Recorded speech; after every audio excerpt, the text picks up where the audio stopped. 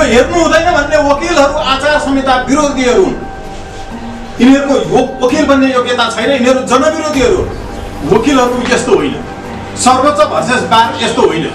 यो सेटिङलाई बचाउनका लागि देशभरिका कानुन व्यवसायी साथीहरू बलिको बोको बन्ने हामी भनिरहेका छौँ। देशभरिका जिल्ला अदालतका न्यायाधीशहरू सुन्नुहोस्, तपाईहरू यो देशको चाहिँ प्रधान न्यायाधीश बन्नुपर्छ। सर्वोच्च अदालत निमुखा जनताको बन्दी प्रत्यक्षीकरणको रिट समेत हेर्दिन भन्ने न्यायाधीशको अयोग्यता पुष्टि भएको छ।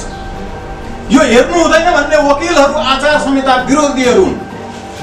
यिनीहरूको वकिल बन्ने योग्यता छैन, यिनीहरू जनविरोधीहरू। यिनीहरू पार्टीको मात्रै चाकरी गर्छन् र जनताको विपक्षमा अदालतमा आएर उभिएर यस्ताको मुद्दा हेर्नु हुँदैन भन्छन्। यस्ता जनविरोधी वकिलका नेता भन्नेहरूलाई ठेगान लगाउन जरुरी छ। जनता, हामी जनताको मात्रै कुरा गर्छौँ अदालतमा, हामी जनताका वकिलहरू। हामीलाई बोल्नु छैन उहाँहरू जस्तो वरिष्ठ अर्को केही लिनु छैन, कुनै परिषदका न्याय परिषदका सदस्यहरू इत्यादि। हामी जनताको कुरा गर्छौँ। टेलिफोनमा भ्रष्टाचारको डिलिङ गरिरहेको मन्त्री पनि छुट पाएर बस्ने थिएन, हामीले जानकारी गराएको। यसका लागि हामी साथीहरूसँग क्षमा पनि माग्छौँ, किनकि हामीले आधी घण्टाको पनि समय नदिइकन पत्रकार सम्मेलनको बारेमा यहाँहरूलाई सूचना गरेका थियौँ। तर पनि हामी यहाँहरूको सदाशयताप्रति आभार व्यक्त गर्छौँ। मुख्य कुरा अहिले सर्वोच्च अदालतभित्र भइरहेको जो आन्दोलन छ, बार एसोसिएसनले गरेको आन्दोलनको घोषणाको जो कार्यक्रम छ, त्यो कार्यक्रमलाई काउन्टर दिनका लागि हामीले उहाँहरूले 5 दिने अल्टिमेटम दिनुभयो भनेर हामीले 3 दिने अल्टिमेटम दिएका होइनौँ। हामीले 2077 सालको साउन 17 गते संसद सचिवालयमा त्यो मितिको 1 नम्बर दर्ता नम्बर रहेको यहाँले हेर्न सक्नुहुन्छ। सर्वोच्च अदालतभित्र भएका गलत क्रियाकलापहरूको बारेमा संसदलाई जानकारी गराएका छौँ। त्यो पत्र दर्ता छ। सोही मितिमा सबै संसदीय दलको सिंहदरबारभित्र रहेको कार्यालयमा सोही मितिमा दर्ता किताब गरेर हेर्नुभयो भने हामीले दर्ता गराएका छौँ। 77 सालमै कसैले ध्यान दिएनन् त्यो बेला। तर अहिले जुन ढङ्गले बार एसोसिएसन समेतले सङ्घर्षको कार्यक्रमहरू गरेको छ, यो कार्यक्रम न्यायालयभित्रको सेटिङलाई अन्त्य गर्न होइन, सेटिङलाई बचाउनका लागि गरिएको। सेटिङ बचाउन, सेटिङ टुट्ने भयो भनेर यसको प्रमाण छ हामीसँग। सब प्रमाण हामी वकिलहरू स्वतन्त्र राष्ट्रिय कानुन व्यवसाय अभियानले प्रमाणसहित कुरा गरिरहेको छ। साथीहरू, नेपाल बार एसोसिएसनको अध्यक्ष, महासचिव, कोषाध्यक्ष खास गरिकन रुद्र पोखरेलज्यूले बडा स्ट्रङली कन्डेम गर्नु भएको छ। अहिले यो बार एसोसिएसनले गरेको कार्यक्रमको उहाँ स्वयंले विरोध गर्नुभएको छ। कोषाध्यक्षज्यूले उहाँले प्रमाण सहित राख्नु भएको छ। अहिले तथ्य स्थापित छ कि सेटिङलाई जोगाउनका लागि यो आन्दोलन भन्ने नामको नाटक गरिएको छ। न्यायालयको सुधारको पक्षमा यो देशमा सबैभन्दा पहिला बोल्ने मान्छेहरू हामी हौँ। मुखले मात्रै होइन, संसद सचिवालयमा दर्ता गरेका छौँ, सबै दलको संसदीय दलको कार्यालयमा दर्ता गरेका छौँ। मैले त्यो सेटिङ बचाउनका लागि गरिएको हो भनेर किन भनेको हो भने सर्वोच्च अदालतमा एउटा बेन्च बार समन्वय समिति भन्ने छ। बेन्च बार समन्वय समिति र everything that is decided under the procedure of supreme court is directed by this coordination committee. What is this? This is beyond the provision of constitutional any arrangement. This is beyond the arrangement of any legal content. Where does this bench bar coordination committee exist? यो हो के bench बार समन्वय समितिले भनेको कुरा नमानिकन सर्वोच्च अदालतका माननीय न्यायाधीश हरिप्रसाद भुयाँज्यूले गर्नुभएको एउटा आदेश त्यो समन्वय समितिमा भएको सहमति विपरीत भयो भनेर सर्वोच्च अदालतका अहिले प्रवक्ता रहनुभएका रजिस्ट्रार बाबुराम दाहालजीलाई प्रेसर दिएर एउटा गैर कानुनी टिप्पणी लेख्न लगाएर त्यो एउटा मुद्दालाई संवैधानिक इजलासमा पठाउने सवालमा भएको जो दबाव थियो, यहाँबाट यो प्रकरण बाहिर आएको। यो exact fit in quotation of the treasurer of central bar Rudra Pokharel ज्यूसँग हाम्रो यो विषयमा सहमति छ। उहाँको अभिव्यक्ति अहिले राष्ट्रिय सञ्चार माध्यमहरूमा पनि बार एसोसिएसनका केन्द्रीय कोषाध्यक्ष ज्यूले नेपाल बारको पनि अरू सर्वोच्च बारका साथीहरूले यो कुरा बताइरहनु भएको छ। यो बेन्च बार समन्वय समिति भनेकै दलालीगिरीको, सौदागिरीको, सेटिङको जिम्मेवारी पाएको उहाँहरूले घोषित गरेको कमिटी हो। यस्तो कमिटी हुन्छ जो संविधानमा छैन, जो न्याय परिषद ऐनमा छैन, जो न्याय प्रशासन ऐनमा छैन, जो सर्वोच्च अदालतको नियमावलीमा छैन। त्यो कमिटी हामीले खुलेर भन्नुपर्छ। सेटिङ भनेको को हो? सेटिङ बचाउनेहरू को हुन्? यो समन्वय समितिका मान्छेहरू। यसमा नेपाल बारका पूर्व अध्यक्षहरू छन्। उनीहरूको सेटिङ बमोजिमको त्यो एउटा आदेश नभएको र सेटिङको विरुद्धमा माननीय न्यायाधीश हरिप्रसाद भुयालज्यूले गर्नुभएको आदेश जो थियो, त्यो आदेश पछि मात्रै सेटिङको कुरा बाहिर आयो। यो एउटा आदेशका सवालमा चाहिँ माननीय हरिप्रसाद भुयालज्यूले हामी सम्मान व्यक्त गर्न चाहन्छौँ, सलाम गर्न चाहन्छौँ। उहाँले त्यो आदेश दिने जुन हिम्मत गर्नुभयो सेटिङ कमिटीको विरुद्धमा, त्यसपछि बाहिर आयो।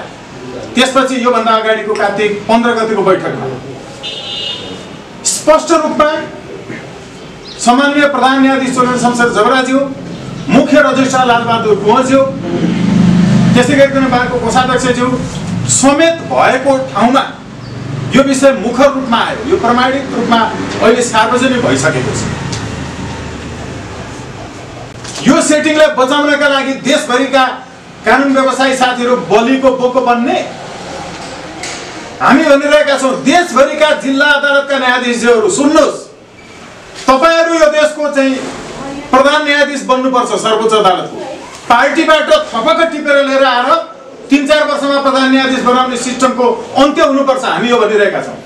देशभरिका जिल्ला न्यायाधीशहरू हामीले जे आवाज उठाइरहेका छौँ यसमा साथ दिनु भएन भने तपाईहरू आफ्नो करियरलाई आफै माया गरिरहनु भएको छैन। हामी माननीय न्यायाधीशहरूप्रति विनम्रतापूर्वक यो सन्देश प्रसारित गर्न चाहन्छौँ।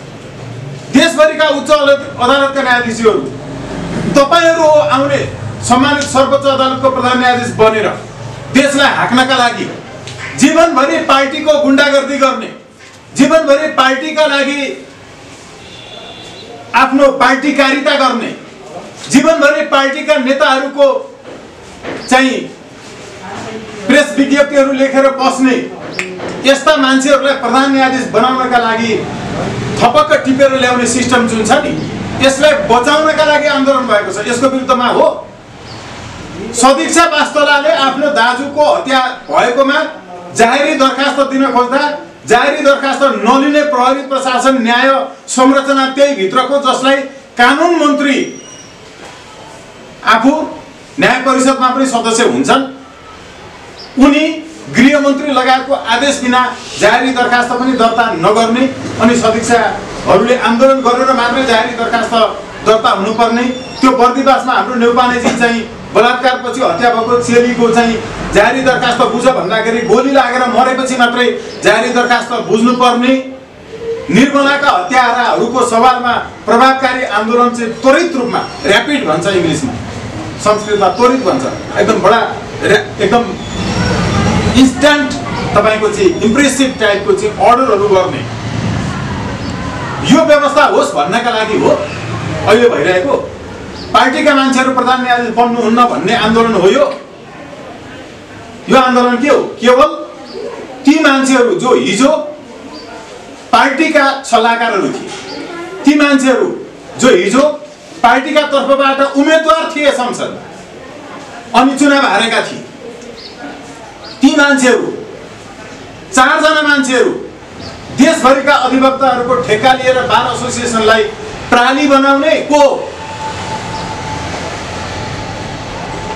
जीवनभरि सारा तर्फबाट चाहिँ तस्करीमा संलग्नहरूलाई बचाउँदै आफै तस्करीमा संलग्न भएर सार्वजनिक जग्गाहरू पनि आफ्नो नाममा पार्ने वरिष्ठज्यूहरू नै प्रधान न्यायाधीश बन्नका लागि अहिले जाने बाटो बन्द हुन लाग्यो कि मेरो पालो ढिलो आउन लाग्यो कि यस कारणले भइरहेको छ आन्दोलन। तर हामी भनिरहेका छौँ न्यायपालिका भित्रको सुधारको पक्षमा हामी छौँ। स्वतन्त्र राष्ट्रिय कानुन व्यवसायीहरू छौँ। उहाँहरू पुरानै संसदीय व्यवस्था अन्तर्गत न्यायाधीशहरूलाई सांसदहरू जसको कुनै योग्यता छैन उनीहरूले न्यायाधीशलाई संसदीय सुनवाईमा लिएर थर्काएर अनि योग्य ठानेर अनि न्यायाधीश बनाउने यो व्यवस्थाको अन्त्य हुनुपर्छ। हामीले भनिरहेका छौँ कि न्यायपालिकाभित्र न्यायपालिकाले गरेको आदेशहरू निर्देशहरू फैसलाहरू कार्यान्वयन नभएको अवस्थामा यी फैसलाहरू 11 वर्ष अगाडि हामीले नै दायर गरेको जनताले गलत उम्मेदवारलाई बहिष्कार गर्न पाउने अधिकार right to reject right to recall लगायतका सन्दर्भमा सर्वोच्चले गरेका निर्देशनात्मक आदेशहरू कार्यान्वयन गर भनेर यो आन्दोलन भएको हो। दल र दलका नेताहरूले दिएका आदेशहरू सरकारले दिएका आदेशहरू नमान्ने पार्टीका नेताहरू र तिनकै कानुनी सल्लाहकारहरूले चलाएको आन्दोलनले न्यायपालिकाको सुधार गर्छ। हामी भनिरहेका छौँ कि यी सबै आदेश निर्देशहरू फैसलाहरू कार्यान्वयन गर्ने व्यवस्थाका लागि अदालती प्रहरी हुनुपर्छ। अदालतले भन्छ तिमी जेल जानुपर्ने मान्छे हो, तिमी जेल जाऊ फैसला गरेर। नेताहरू भन्छन् म जेल जाने होइन, म त तिमीले व्याख्या गर्ने कानुन लेख्न पो जाने त संसदमा सांसद बनेर। यस्तै देखिएन दिएका फैसलाहरूको चाहिँ आदेश निर्देश नमानिकन यिनीहरूलाई ठेगान लगाउनका लागि न्यायपालिकाको आफ्नै न्यायपालिकीय प्रहरी हुनुपर्छ भन्ने आन्दोलन हो यो। अब अर्को विषय, हामीले 3 दिनको अल्टिमेटम दिएका छौँ। कृष्णजीले यस पूर्व वाचन गर्नुभयो कि यो अल्टिमेटममा एक गरिकन एक दिनको यो नेपाल बारले चाहिँ यति दिनको कार्यक्रम राख्यो। त्यस पश्चात हामीले चाहिँ 3 दिनको अल्टिमेटमका साथ भनेका होइन, हामीले अहिलेसम्म जे बोलेका छौँ त्यो गरेका छौँ। स्वतन्त्र कानुन व्यवसायीहरूको तर्फबाट युवा कानुन व्यवसायीहरूको तर्फबाट सर्वोच्च अदालतमा रिट प्रस्तुत भइसकेको छ। बन्दी प्रत्यक्षीकरणको समेत रिट नहेर्ने न्यायाधीशहरू मानवता विरुद्धका अपराधीहरू हुन्। किनकि अन्तर्राष्ट्रिय कानुनले यसै भन्छ, अन्तर्राष्ट्रिय कानुनले यो मानवता विरुद्धको अपराध हो भन्छ, जसलाई आफ्ना बुढा बुवा आमाहरूबाट थुतेर लान्छ प्रहरीले वा अर्को कुनै अपहरणकारीले। श्रीमानसँग सुतिरहेको श्रीमतीलाई थुतेर लान्छ घरमा आएर बिना पक्राउ पुर्जी। उनीहरू अहिले बिना कुनै सूचना कहाँ राखेको छ थाहा छैन। यस्तो बन्दी प्रत्यक्षीकरणको मुद्दा दशैं तिहार छैठ लगायतका पर्वहरूमा समेत हेर्नका लागि अदालत खुला गरिन्छ। अस्ति भर्खरै दशैंमा अदालत खुला गरेको नाटक गरेर अहिले दशैं मनाएर यस्ता निमुखा जनताको बन्दी प्रत्यक्षीकरणको रिट समेत हेर्दिन भन्ने न्यायाधीशको अयोग्यता पुष्टि भएको छ।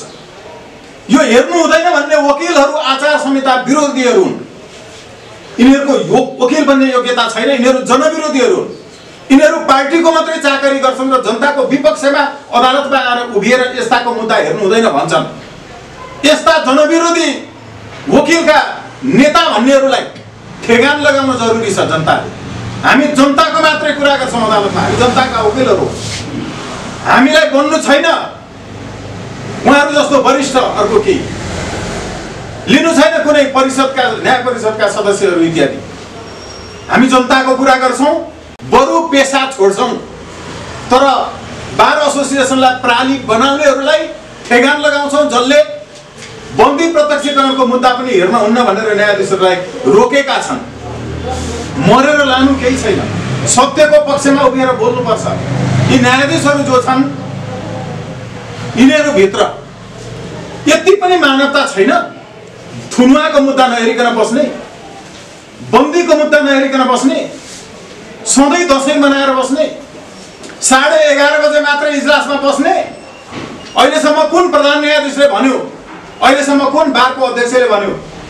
श्रमजीवी उसले बिहान 9 बजेदेखिको तलब लिएको छ। 11:30 बजेदेखि मात्रै घरमा आएर काम गर्ने हामीले हाजिरामा लगाउँछौँ भने नि हामी आधा दिनको मात्रै पैसा दिन्छौँ। हामी पनि कहीँ गएर काम गर्छौँ भने 11:30 बजेदेखि काम गर्नेलाई आधा दिनको मात्रै तलब प्राप्त हुन्छ। आधा दिनको तलब मात्रै प्राप्त गर्न योग्य छन्। अरू बेला पनि 9 बजे बस्नु पर्दैन अफिसमा, कम्तीमा 9:30 बजे बस्नु पर्दैन। कार्यालय समय कति हो? 11:30 बजे पुगेर अनि 1 घन्टा काम गरेर त्यसपछि अर्को 1 घन्टा चिया खाएर अनि अब शुक्रबारको दिन त अझ कामै हुँदैन। जनताको कुरा गरिरहेका छौँ हामी। यसको विरुद्धमा हो आन्दोलन? न्यायाधीशलाई कसले बसाउन सक्छ समयमा? साप्ताहिक पेशी सूचीबाट 15 वर्ष कुरेको मुद्दा पनि यो पटक साप्ताहिक पेशी सूचीमा आएको।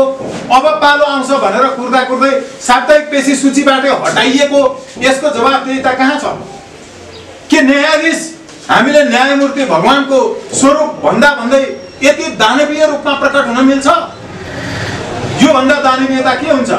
बाबुआमा छोराछोरीबाट थुतेर लगेको आफ्नो अभिभावकलाई, आफ्नो सन्तानलाई कहाँ छ भनेर खोजी गर्न नपाउने आज यत्रो दिन भइसक्यो। अब माफी पनि नपाउने स्थिति भइसक्यो। कारबाही त्यहाँ हुनुपर्ने स्थिति भइसक्यो। त्यसैले हामीले साथीहरू 2078 कार्तिक 14 गते 10 बजेदेखि सर्वोच्च अदालत र नेपाल बार परिसरमा कालोपट्टी बाँधेर विरोध प्रदर्शन गर्ने कार्यक्रम राखेका छौँ। नेपाल बारले पनि कालोपट्टी बाँधेर विरोध प्रदर्शन गर्ने कार्यक्रम राखेको छ भन्ने हामीले सुनेका छौँ। त्यहाँ बाध्य गराइँदैछ भन्ने सुनेका छौँ। हामीसँगै निवेदन लिएर गएको बार एसोसिएसनबाट दबाब आएर अनि अर्को एउटा रिट लिएर जानुभएको साथीलाई त्यही भित्रबाट घोक्रे ठ्याक लगाएर निवेदन फिर्ता लगाइएको पनि सूचना आएको छ। अहिले यसरी बन्दीको मुद्दा नहेर्ने साथीलाई उहाँले हामीसँग दुःख प्रकट गर्नुभयो। हामीले उहाँप्रति दया बाहेक केही गर्न सकेनौँ। हिम्मत नहुनेहरूलाई सहयोग गरेर पनि केही फाइदा छैन। तर यो उहाँहरूले पनि कालोपट्टी बाँधेर विरोध जनाउने कार्यक्रम राख्नु भएको छ। हामी पनि प्ले कार्ड इत्यादि सहित कालोपट्टी नै बाँधेर प्रदर्शन गर्छौँ। तिनको प्राली होइन नेपाल बार र हाम्रो देशभरिका कानुन व्यवसायी साथीहरू जो यो सेटिङको कमिटीमा छन्। मैले अघि नै भने सेटिङको कमिटीमा को छन् भने त्यो कसरी गठन भएको छ जो कहीँ संवैधानिक चाहिँ तपाईँको लिटरेचरहरूमा देखिँदैन। यसै गरिकन हामी त्यो दिन त्यहाँ होला। को साथीहरू यही पुरानो दलाली न्यायालयीय संरचनाको नै निरन्तरताका लागि नेपाल बारको आयोजनामा उद्घोषणमा भएको तर्फबाट कालोपट्टी बाँध्नुहुन्छ र को चाहिँ साँच्चैको न्यायालयको सुधार गर्नका लागि पार्टीका क्याडरहरूलाई लिएर आएर न्यायाधीश नबनाउने व्यवस्था अब सुरु गर्नका लागि कसले कालोपट्टी बाँधेको त्यहाँ छुट्टिनेछ। उहाँहरूले सोध्नु होला कि तपाईँले के का लागि कालोपट्टी बाँधेको? विरोधको दुरुपयोग भएको छ नेपाल बारबाट। विरोधको दर्शनको दुरुपयोग भएको छ। पुरानै व्यवस्थाको निरन्तरताका लागि मैले खान पाइरहनुपर्छ भन्नका लागि, मैले चाँडो खान पाइनँ भन्नका लागि पनि आन्दोलन हुन्छ, सङ्घर्ष हुन्छ कि साँच्चै सुधारका लागि हुन्छ? हामी यो पक्षमा छौँ। त्यसैले यो मैले बताएँ साथीहरूलाई 14 गतेको कार्यक्रम। 15 गते हामी विरोधको कार्यक्रम कायमै राख्दै सर्वोच्च अदालतका सबै न्यायाधीशहरूका लागि ज्ञापन पत्र र सुधारको लागि चाहिँ प्रस्ताव पत्र प्रदान गर्ने कार्यक्रम राखेका छौँ हामीले। तर कालोपट्टी बाँध्ने कार्यक्रम पनि जारी नै रहेको हुन्छ 15 गते पनि। तर त्यो दिन हामी सबै न्यायाधीशहरू र सर्वोच्च प्रशासन समेतका लागि न्यायालयीय सुधारका चाहिँ प्रस्ताव पत्र हामी प्रस्तुत गर्नेछौँ, जसलाई हामीले स्वतन्त्र राष्ट्रिय कानुन व्यवसाय अभियानको स्थापना दिवसको दिन यो अनामनगरको हनुमान थानमा भएको मधेस बाणी पत्रिकाको सभा हलमा पत्रकार सम्मेलन गरेर आजभन्दा 3 वर्ष अगाडि सार्वजनिक गरेका थियौँ। त्यो अहिले पनि रेकर्डेड छ। हामीले त्यो बेला पनि दर्ता गराएका थियौँ। हामी पुनः स्मरण गराउन चाहन्छौँ न्यायालयभित्रको सुधार कसरी हुन्छ भन्ने कुरा। र अर्को कार्तिक 16 गतेसम्म बन्दी र थुनुवाका मुद्दाहरू हेर्न थालिएन भने, श्रीमानहरूबाट हेर्न थालिएन भने यसबाट जनतामा अदालतप्रति अनास्था सिर्जना गरेको पुष्टि हुनेछ। श्रीमानहरूबाटै श्रीमानहरूबाटै जनतामा बन्दी प्रत्यक्षीकरणको पनि मुद्दा नहेर्ने मुलाहिजा गर्नेहरूको समूह जो न्यायाधीशको रूपमा हुनुहुन्छ भनेर बुझ्यो भने हामीले के भन्ने, यो अनास्था सिर्जना भएको हो भनेर ठान्ने। त्यसैले जनतामा अदालतप्रतिको अनास्था सिर्जना गर्ने, यो संविधानले दिएको दायित्व पुरा नगरिकन मुद्दा नहेरिकन बस्ने, त्यतिकै तलब बुझ्ने। यो बीचको जति दिन उहाँहरूले मुद्दा हेर्नु भएको छैन तलब फिर्ता गर्नुपर्छ। इमानदारीता छ भने, मनमा न्याय छ भने, मनमा हरि छ भने, अलिकति आध्यात्मिक स्वभावको हुनुहुन्छ भने यति ठुलो अन्याय गर्न पाइँदैन। हामीले हाम्रा गाउँघरका खोला नालामा हाम्रा घाटलाई पुल बनाएर त्यो पुलमाथि टेकाउँदै टेकाउँदै यिनलाई न्यायाधीश बनाएर यहाँसम्म ल्याएका हौँ। हर एक जनताको भूमिका छ यिनलाई सर्वोच्चको न्यायाधीश बनाउन। हाम्रो योगदान छ। हाम्रो रगत पसिनाले सिर्जना भएको राज्य कोषबाट यिनीहरूले तलब खाएका छन्। अनि हाम्रा मुद्दाहरू यतिकै छोड्ने, के का लागि दिएको जिम्मेवारी संविधानले तोकेको छ, यो नहेर्ने हो भने यसकारण जनतामा अदालतप्रतिको अनास्था सिर्जना हुन्छ र यो अनास्था सिर्जना भए बापत अदालतको अवहेलना सम्बन्धी मुद्दा हामी प्रक्रिया अगाडि बढाउनेछौँ। यो मैले साथीहरूलाई बताएँ। हाम्रा कार्यक्रमहरू जो कार्तिक 16 गतिको कार्यक्रम हो, कार्तिक 17 गतिको हाम्रो कार्यक्रम हुनेछ देशभरका अदालत र बार परिसरहरूमा विरोध प्रदर्शन हो। यो हामी अहिले सर्वोच्चमा मात्रै र उपत्यकाभित्र मात्रै गरिरहेका हुनेछौँ। त्यस पश्चात हामी देशभरिका अदालतहरूमा गर्छौँ। कार्तिक 18 गतेदेखि यदि जनतालाई आफ्ना मुद्दा नहेरिएकोमा र नहेर्न सहयोग गर्नेहरूका विरुद्ध, यस्तो कार्यका विरुद्ध सार्वजनिक रूपमा सडक प्रदर्शनहरू आन्दोलनहरू गर्ने हाम्रो कार्यक्रम छ। यो हाम्रो 18 गतेको कार्यक्रम हुनेछ र सो पश्चात र बिचमा पनि जुम मिटिङ, भेला बैठकहरूबाट चाहिँ प्राप्त सुझावहरूका आधारमा हामी अरू कार्यक्रमहरू पनि अगाडि बढाउनेछौँ। हामीले यो अहिले न्यायालयभित्र भएको चाहिँ विकृति, विसङ्गति र वास्तवमा अन्यायपूर्ण व्यवहार जनताका विरुद्ध जो भएको छ त्यसका विरुद्धमा 3 दिने अल्टिमेटम सहितको विरोधको सङ्घर्षको कार्यक्रमको घोषणामा पाल्दिनु हुने साथीहरू सबैलाई आभार व्यक्त गर्छौँ, धन्यवाद ज्ञापन गर्छौँ। केही छ भने हामी अरू थप प्रश्नताका लागि प्रयत्न गर्छौँ, नत्र कार्यक्रममा गर्छौँ। मेरो दुईटा जिज्ञासा एकैचोटि म जोडेर सोध्छु यहाँलाई।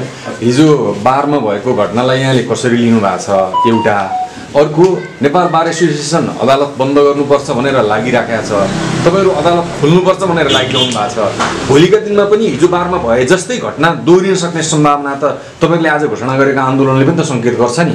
हिजोको जो विवाद थियो त्यसलाई सार्वजनिक भएको सञ्चार माध्यमको कन्टेन्टहरू हेर्दाखेरि उहाँहरूले केही स्टुडियोहरूमा पुगेर बोल्नु भएको र सो पूर्व फिल्डमै बोल्नु भएको कुराहरू हेर्दाखेरि चाहिँ मैले भिन्नता पाएँ। फिल्डमै बोल्नु भएको कुराहरू हेर्दाखेरि त्यो नितान्त व्यक्तिगत विवाद थियो, त्यो निकै अगाडिदेखिको थियो, वैयक्तिक विवाद थियो। अनि पछि उहाँहरू दुवैलाई चाहिँ आफ्नो आफ्नो विश्वास रहेको राजनीतिक पार्टीको नजिक बनेर अझ त्यहाँभित्र आफ्नो चाहिँ योग्यता बढाउनका लागि अनि बनी बनाऊ स्टेटमेन्टहरू दिनुभएको मैले पाएँ। अर्को कुरा के छ भने त्यहाँ केही पक्षहरू पनि थिए जसले के पुष्टि गर्छ भने त्यहाँ वकिलहरू छैन, एकदमै कम छन्। कि कुनै पार्टीका कार्यकर्ताहरू छन् कि पुरानै न्यायपालिकाको विकृत संरचनालाई निरन्तरता दिनुपर्छ भन्नेहरू छन्। त्यहाँ कि चोलेन्द्र शमशेर जबराज्यू सम्माननीय प्रधान न्यायाधीश ज्यूका मान्छेहरू छन् कि एमालेका मान्छेहरू छन् कि माओवादीका, राप्रपाका अनि मधेस केन्द्रित दलहरूका मान्छेहरू छन् र उनीहरू झगडा गर्छन्। साँच्चैको वकिलहरू त्यहाँ एकदमै कम छन्। यो भएको के हो भने तिनै दलका तर्फबाट तिनको स्वार्थको पक्षपोषण गर्ने, तिनको स्वार्थको रक्षा गर्नेहरू बिचको झगडा। यो बाहेक केही पनि होइन। यो न्यायालयको सुधारका लागि त्यो चाहिँ यो विषयसँग सम्बन्धित विषय नै होइन। हामीले त्यहाँभित्रको झगडाहरूलाई अहिले यो भइरहेको जो ओभरअलमा यहाँ यो बार भर्सेस चाहिँ तपाईँको सर्वोच्च अदालत पनि होइन, प्रधान न्यायाधीश विरुद्ध भर्सेस नेपाल बारको एउटा पङ्क्ति छ अनि अरू 15 जना न्यायाधीश भर्सेस नेपाल बारकै अर्को एउटा ग्रुप छ अनि नेपाल बार भर्सेसै नेपाल बार भर्सेस त्यहाँभित्रको कमिटीका केही साथीहरू हुनुहुन्छ। मैले अघि नै बताएँ कि नेपाल बारको केन्द्रीय पदाधिकारीहरूले नै स्पष्ट रूपमा यो सेटिङ कमिटी भङ्ग हुनुपर्छ भनेर बोल्नु भएको छ। उहाँहरूले असंवैधानिक ढङ्गबाट न्यायपालिकाभित्रको अर्को कुनै विकल्प सोचिनु हुँदैन भन्नुभएको छ। औपचारिक रूपमै आएको छ, पूर्व न्यायाधीशज्यूहरूबाट आएको छ र पूर्व बार अध्यक्षज्यूहरू समेतबाट आएको छ। त्यसो भएको हुनाले यो अहिले हामीले वकिलहरू यस्तो होइन, सर्वोच्च भर्सेस बार यस्तो होइन। यो हो के भने यी दुवैहरू एउटै खेलमा छन्। हामी हिजो रञ्जन कोइरालाको सवालमा हाम्रो विश्लेषण हो कि चित्तले देखेको चाहिँ प्रावधान जो त्यति बेलाको 188 मूल्य ऐनको थियो लाई प्रयोग गर्ने त्यो मुद्दा होइन हामीले भनेका थियौँ। त्यो सवालमा हामीले चित्त बुझेर हामीले सबभन्दा बढी विरोध गरेका हौँ। तर आज सर्वोच्च अदालतको प्रधान न्यायाधीश मात्र होइन, अरू न्यायाधीशलाई पनि कानुन र संविधानले तोके भन्दा फरक ढङ्गले राजीनामा माग्ने जो प्रवृत्ति यो देखिएको छ राजनीति, यो राजनीतिको हामी विरुद्धमा किन छ? जहिले पनि राजीनामा दिएर मान्छेलाई खुला छोड्ने, राजीनामा दिएपछि अनि टेलिफोनमा भ्रष्टाचारको डिलिङ गरिरहेको मन्त्री पनि छुट पाएर बस्ने, राजीनामा दिएका अहिलेसम्मका मन्त्री प्रधानमन्त्री सबै जो जतिले दिए ती सबैलाई कसैलाई अहिलेसम्म सजाय भयो। यो व्यवस्थाको विशेषता यही राजीनामा होइन, सजाय गर्ने व्यवस्था छ। सजायतर्फ जानुपर्छ। त्यो बरु 1 महिना ढिलो होस्, त्यो बरु अहिले तत्कालका लागि कसैलाई चित्त नबुझोस्। आज हुनुहुने जो अरू माननीय न्यायाधीशहरू हुनुहुन्छ उहाँहरू भोलि प्रधान न्यायाधीश हुँदा पनि बाहिरबाट राजीनामा मागेर हट्नुपर्छ भनियो भने 1 नम्बरमा विरोधमा हामी उभिनेछौँ। कृपया संवेदनशीलतापूर्वक सचेततापूर्वक हाम्रो कुरा सुनिदिनु होला। सर्वोच्च अदालतका माननीय न्यायाधीशहरू, वरिष्ठज्यूहरू सुनिदिनु होला। तपाईहरू नै भोलि प्रधान न्यायाधीश हुँदा पनि तपाईलाई संविधान बमोजिम बाहेक, तपाईलाई कानुन बमोजिम बाहेक, तपाईलाई सडकबाट नारा जुलुस गरेर यदि राजीनामा दिनु भनेर भनिन्छ भने त्यति बेला 1 नम्बरमा हामी तपाईहरूको पक्षमा र त्यो गैर कानुनी र असंवैधानिक कदमको पक्षमा हामी उभिनेछौँ। हामी जहिले पनि संवैधानिक बाटोको पक्षमा छौँ। यसैले साथीहरू, यो अहिलेको सन्दर्भ जुन हो, यो सन्दर्भ विदेशी तत्त्वले समेत नेपालमा सक्न खोजेको 2वटा संस्थाहरू छ। एउटा नेपाली सेना, अर्को नेपालको अदालत। नेपालको अदालतलाई MCC को 6.8 ले सकिसकेकै छ। अब यसको कानुनी सफायाको बाटोमा जाँदैछ। त्यसका लागि यी दलका प्रतिनिधिहरूलाई विदेशीहरूले प्रयोग गरेका छन् र विदेशीहरूबाट सञ्चालित छन्। अहिले जसले न्यायालयभित्र र सेनाभित्र खेल्ने काम गरिरहेका छन्, हामी यसको स्पष्ट रूपमा खुलेर तार्किकताका साथ, बौद्धिकताका साथ यसको विरोध गर्न चाहन्छौँ, विरोध गरिरहेका छौँ र यसलाई सफल हुन दिनेछौँ। अघि भन्नुभयो जस्तो भोलि यहाँ भिडन्त त्यस्तो स्थिति होला नि, त्यसको सङ्केत हुन सक्छ भन्नुभयो। हामी बौद्धिक लडाइँमा छौँ, हामी बौद्धिक विद्रोहमा छौँ। अहिलेको नेपालको विद्रोह कस्तो हो भने वकिलहरूले वकिलकै विरुद्ध लड्नुपर्ने बौद्धिक विद्रोहको समय हो। अहिले हामी त्यो खालको देखिने गरिकनको प्रत्यक्ष भौतिक यस्तो द्वन्द्व कतै हुन लाग्यो भने पनि रोक्नुपर्ने जिम्मेवारी वकिलहरूको आउनु पर्यो तर्कमा। हाम्रो सेटिङको कमिटी बचाइदेऊ भनेर आन्दोलन हुन्छ। अनि त्यो सेटिङवाला त तपाईँहरूमाथि आक्रामक होला नि त। फेरि सेटिङवालाहरू आक्रामक हुँदाखेरि फेरि हामीले योभन्दा अगाडि गरेका आक्रामक बौद्धिक लडाइँहरूमा हामीले जितेका छैनौँ। हामीलाई आजभन्दा 11 वर्ष अगाडि यस्तो पनि हुन्छ राइट टु रिजेक्ट भनेर हा गरेर हाँस्ने वकिल साहबहरू अहिले त शिर नत भएको छ। त उहाँहरू यहाँले नै भन्नुभयो बारमा पार्टीका कार्यकर्ता छन् भनेर यहाँले नै भन्नुभयो। त्यो पार्टीका कार्यकर्ता त आउन सक्छ नि तपाईँहरूमाथि मोटिभेट गर्न। पार्टीका कार्यकर्ताहरू जो सर्वोच्च अदालतभित्र वकिल र न्यायाधीशको रूपमा छन्, उनीहरू सुरक्षाकै कुरा गर्ने हो भने सुरक्षाकर्मी नलिकन हिँड्न सक्दैन। उनीहरू वकिलहरू नै पनि बुलेट प्रुफ गाडी नचढी हिँड्न सक्दैन। तर हामी छाती फुटाएर, हामी छाती फुलाएर पुतली सडकमा एक्लै हिँड्न सक्छ। हामी जनताको कुरा गरिरहेका छौँ। जनता नै उत्रिनु पर्दा चाहिँ देशभरिको बन्दी प्रत्यक्षीकरणको मुद्दा समेत हेर्नुहुन्न। मेरो सेटिङ चल्नुपर्छ, म चाहिँ तिमीहरूलाई भाग पुर्याउने पार्टीको चाहिँ प्रतिनिधि वकिल हो, त्यसकारण मेरो कुरा हुनुपर्छ भन्ने वकिलका विरुद्ध जनता उठ्दैनन्। जनता त स्वतन्त्र वकिलहरूको पक्षमा छन्, जनता त न्याय पाउनुपर्छ भन्ने पक्षमा छन्। त्यसो भएको हुनाले यहाँ कोही कहिल्यै कहीँ पनि एक्लै सुरक्षित छैन। हाम्रो नेपाल प्रहरीकै त्यसमा पनि सशस्त्र प्रहरी को प्रमुख पनि मर्निङ वाकमा जाँदा मारिएको देश हो नि। अनि स्वागत नेपाल सुरक्षित हुन्छ र? अनि अरू कोही वरिष्ठज्यूहरू सुरक्षित हुनुहुन्छ र? यहाँ सर्वोच्चकै न्यायाधीश मारिएको देश हो। मानिसहरू पनि दुःखपूर्वक भन्नुपर्छ, सुरक्षित नरहेको देश हो नि। त्यसकारण हामी त किन मारिएको थियो भन्ने पत्ता नलागिकन मारिनेमा पर्दैन। मारियौँ भने हामी त जनताको लागि बोल्दा बोल्दै बन्दीका मुद्दा पनि नहेर्नेहरूले मारे भन्ने प्रमाणित हुने गरिकन मारिनेछौँ मारियौँ भने। तर यिनीहरूको करतुत, यिनीहरूको तस्करी, यिनीहरूको भागबण्डा यो सार्वजनिक नहुने गरिकन जो मारिएपछि किन मारियो सार्वजनिक हुँदैन नि। हो, तिनीहरू सायद मारिन लायक हुन्छ। हाम्रा कुरा प्रष्ट छ। अब एउटा कुरा बताइदिनुहोस्, पूर्व महान्यायाधिवक्ता रमन श्रेष्ठले भन्नुभयो प्रधान न्यायाधीशले बोराका बोरा पैसा बुझेर चाहिँ फैसला गर्छन् भनेर भन्नुभयो। यस्तो सम्भव हुन्छ? यो भएको कुरो हो। यो बोराका बोरा पैसा बुझ्ने कुरा अहिले चाहिँ अब मोबाइलबाटै पठाइन्छ होइन।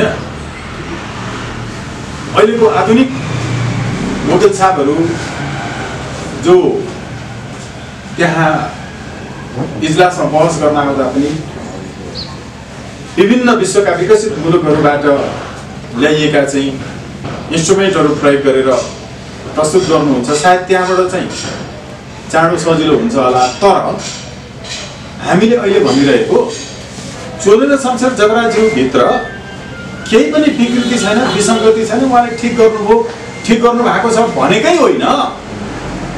हामी कारवाही गर भन्दैछौँ के, बारलाई कारवाही गर्न दबाब देऊ भन्दैछौँ, कानुन बमोजिम गर भन्दैछौँ, न्याय परिषदबाट गर भन्दैछौँ, गर्न पर्छ भन्दैछौँ होइन र? तर बोराका बोरा पैसा लगेको देखिरहने कहिलेकाहीँ कस्तो हुन्छ भने कुनै कुनै मुद्दाहरूमा हामी हेर्छौँ त्यो जसले चोरी डकैती ठगी पाकेटमारी गरेको हुन्छ, सुन तस्करी, उहाँहरूको बिचमा हिसाब मिल्दैन। हिसाब नमिलेपछि एउटाले अर्कोलाई मर्नसम्म हुने गरी चाहिँ आफ्नो ढङ्गले कारवाही गर्छ, त्यो आरोप पनि लगाउँछ। तर प्रक्रियागत रूपमा मुद्दा लिएर कानुन बमोजिम जाँदैन। जहाँ मुद्दा लिएर कानुन बमोजिम जाँदैन, भागबण्डा मिलेन भन्ने झगडा चाहिँ भइरहेछ, बरु आफै मारिदिन्छ, मर्छ। तर कानुनी प्रक्रियामा जाँदैन। अस्ति थाहा पाउनुभयो नि लुम्बिनी गण्डकी प्रदेशमा मुख्यमन्त्रीले अपहरण गर्नुभयो पनि भनियो, पत्रकार सम्मेलन गरेरै भनियो। अहिले यसरी पत्रकार सम्मेलन गरेर स्वागत नेपालले अपहरण गरेर फलानालाई त्यहाँ राखेको छ भन्ने हो भने नि प्रहरीले तुरुन्तै पक्राउ गर्दैन। पत्रकार सम्मेलन गर्छ अपहरण गर्यो भनेर, तर जाहेरी दिन जाँदैन। पुलिसले सुन्छ, चुपचाप बस्छ। हो, यो के हुन्छ भने पाकेटमारहरूको बिचमा झगडा पनि हुन्छ, भागबण्डा नमिलेको भनेर मारामार पनि हुन्छ। तर हाम्रो भागबण्डा मिलेन भनेर कानुन बमोजिम जाहेरी दिन जाँदैन। हो यस्तै, यसले यति खाए पनि थाहा छ, उसले यति खाए पनि थाहा छ, उसले मात्रै खाए पनि थाहा छ, त्यहाँ सेटिङ कमिटी छ, यो पनि छ। तर कानुन बमोजिम त्यसमा चाहिँ कारवाही गर्न जाँदैनन् भनेपछि तुलना गर्नुपर्छ र त्यो पाकेटमार साथीहरू र उहाँहरू बिचमा तुलना गर्न हुँदैन। तर तथ्यले त यस्तै देखाउँछ। अरू केही